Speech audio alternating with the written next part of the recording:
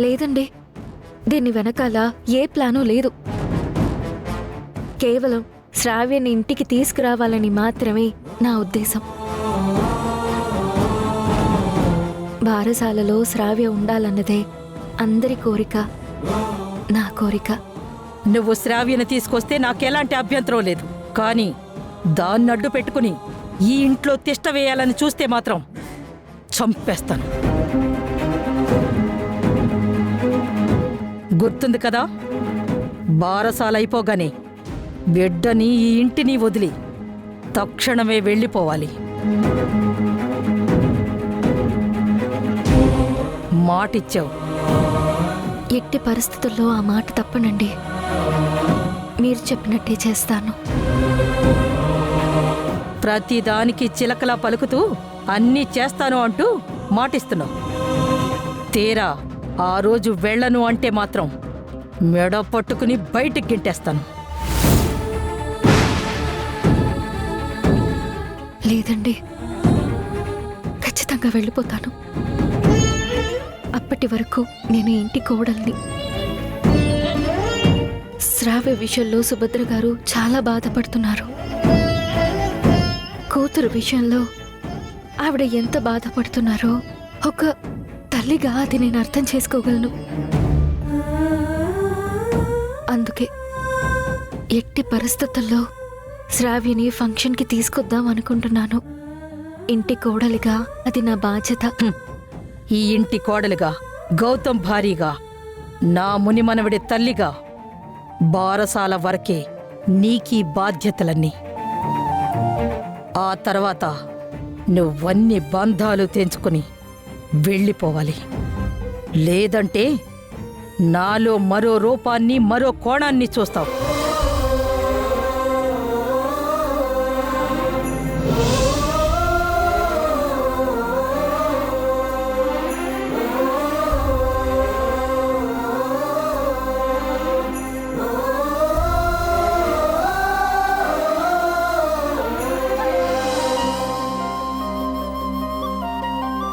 ఈ పెద్దావిడకు వయసు వచ్చింది కానీ బుద్ధి రాలేదు.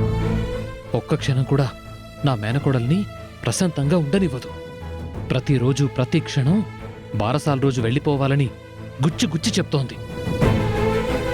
భగవంతుడా, ఈవిడకెందుకు చావు రాలేదు?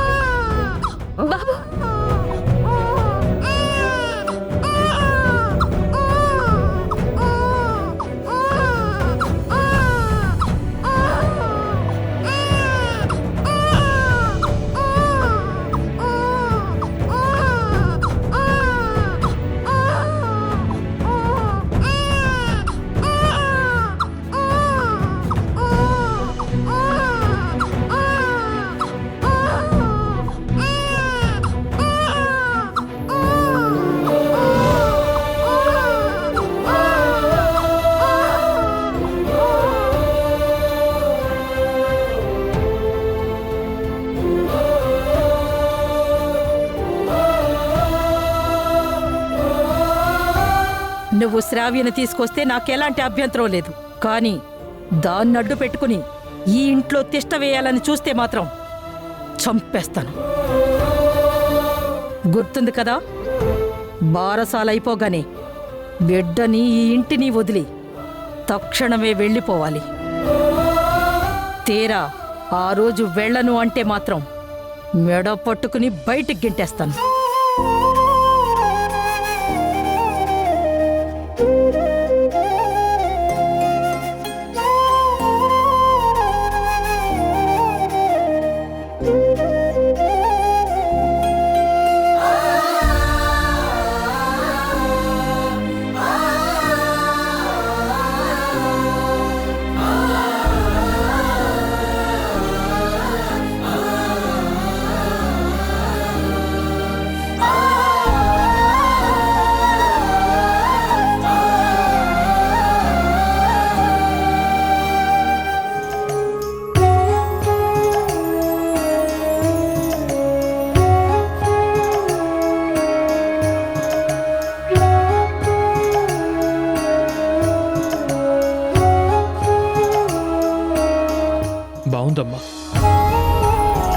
పక్క బారసాల రోజు బాబును వదిలేసి వెళ్ళిపోతాను అని ఆ పెద్దావిడికి మాటిచ్చావు. ఇంకో పక్క బాబు ఏడుస్తుంటే తట్టుకోలేక పరిగెత్తుకుంటూ వచ్చావు. ఇలాంటి దానివి బాబును వదిలేసి ఎలా వెళ్తావమ్మా? వీడు నా కొడుకు మావయ్య. వీడేడిస్తే నేను తట్టుకోగలనా? కన్న తల్లిని కాబట్టి పరిగెత్తుకుంటూ వచ్చాను. అదేనమ్మా నేను చెప్తున్నాను. నువ్విక్కడున్నావు కాబట్టి బాబు ఏడుపు వినిపించగానే పరిగెత్తుకుంటూ వచ్చావు. బారసాల రోజు నువ్వు వెళ్ళిపోతే వీడేడిస్తే మాత్రం నీకు వినిపిస్తుందా? నువ్వు తిరిగి రాగలుగుతావా? వీడి ఆకలి తీర్చగలుగుతావా? వీడిని ప్రశాంతంగా నిద్రపుచ్చగలుగుతావా? అసలు నువ్వే లేకపోతే ఈ బాబు ఏమవుతాడమ్మా? బాబును వదిలి నువ్వు ఉండలేవమ్మా. అలాగే గౌతమ్ బాబును వదిలేసి కూడా ఉండలేవు.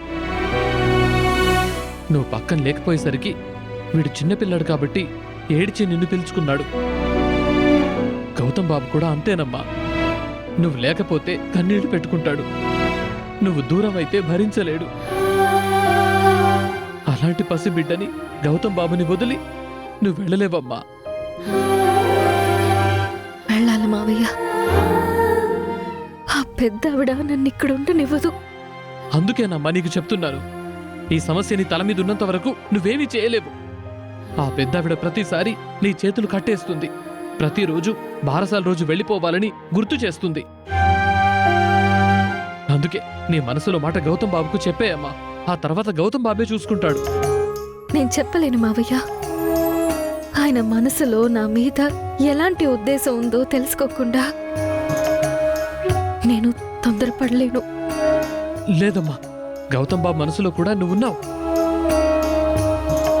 గౌతమ్ బాబు నిన్ను ప్రాణంగా ప్రేమిస్తున్నాడు.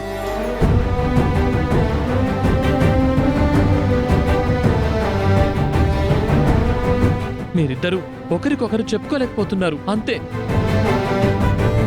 ఏమో మావయ్య, నేను తొందరపడలేను. పోనీ నీ మనసులో మాట చెప్పుకోలేకపోతే చెప్పుకోలేకపోయావు. కనీసం పెద్దావిడిలా అంటుందని, బారసాల రోజు వెళ్ళిపోవాలంటోందని గౌతమ్ బాబుతో చెప్పమ్మా. ఆయన అన్నీ చూసుకుంటారు కదా. ఆ విషయం కూడా నేను చెప్పలేను మావయ్య. ఇది పెద్దావిడికి నాకు మధ్య ఒప్పందం.